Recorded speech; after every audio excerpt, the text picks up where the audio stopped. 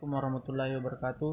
Perkenalkan, nama saya Muhammad Hafiz, NIM 19 TMIA 393, jurusan Teknik Manufaktur Industri Agro, Politeknik ATI Makassar. Saya akan menjelaskan bagian dan fungsi jangka sorong. Yang pertama, rahang dalam. Rahang dalam berfungsi untuk mengukur diameter luar maupun sisi bagian luar dari sebuah benda, misalnya mengukur lebar dan tebal suatu benda. Contohnya saat mengukur ketebalan kertas atau lebar meja. Yang kedua, fungsi rahang luar, yaitu terdiri dari rahang tetap dan rahang geser.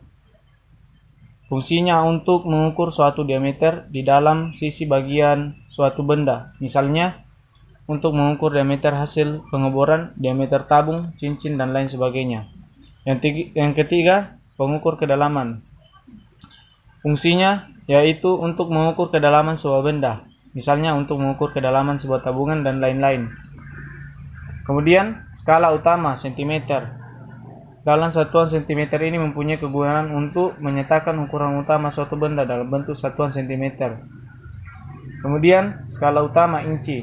Skala utama inci yaitu mempunyai kegunaan untuk menyatakan ukuran utama sebuah benda dalam bentuk satuan inci. Kemudian, skala nonius atau milimeter. Kegunaannya yaitu sebagai skala pengukuran fraksi yang dinilai dalam bentuk satuan milimeter. Kemudian skala nonius inci, yaitu bagian skala nonius dalam bentuk inci, berguna sebagai skala pengukuran fraksi yang dinilai dalam bentuk satuan inci. Yang terakhir adalah pengunci, berfungsi untuk menahan bagian-bagian jangka sorong saat proses pengukuran berlangsung, misalnya rahang gerak.